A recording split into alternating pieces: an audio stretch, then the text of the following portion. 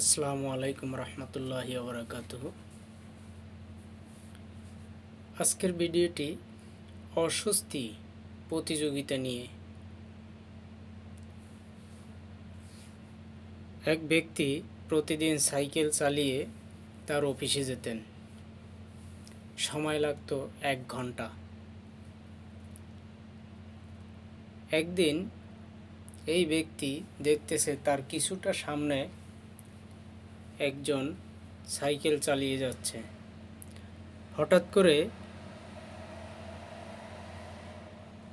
এই ব্যক্তির মাথায় দুষ্ট বুদ্ধি চাপে। উনি মনে মনে চিন্তা করলেন যে আমি সাইকেল চালিয়ে প্রথম ব্যক্তিকে পিছে ফেলব। যেমন বুদ্ধি তেমন কাজ। উনি ওনার সাইকেলের গতি বাড়াইতে থাকলো। একটা সময় গিয়ে সামনের ব্যক্তি বুঝতে পারল যে তাকে কেউ অনুসরণ করছে, অর্থাৎ ফলো করছে। তখন সামনের ব্যক্তি বুঝতে পেরে সে নিজেও সাইকেলের গতি বাড়িয়ে তুলল।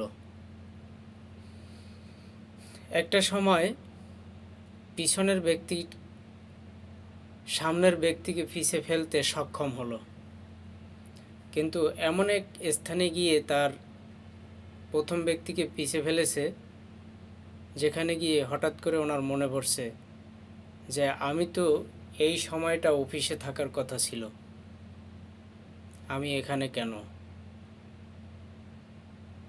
তো এই কথা দ্বারা এটা বোঝা যায়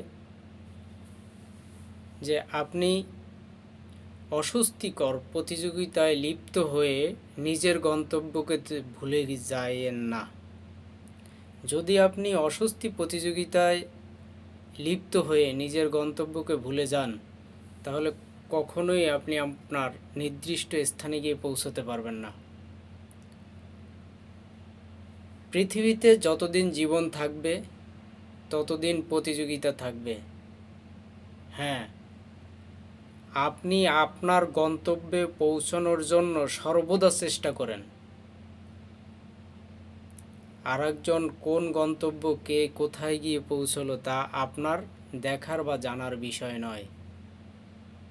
সবসময় একটা কথা মনে রাখবেন, পৃথিবীতে সর্বকালের, সর্বযুগের, সর্বসময় আপনার থেকে কেহ না কেহ আপনার থেকে আগিয়ে থাকবে, এটাই স্বাভাবিক। আপনি কারো না কারো পিছনে থাকবেন, এটাই স্বাভাবিক। অতএব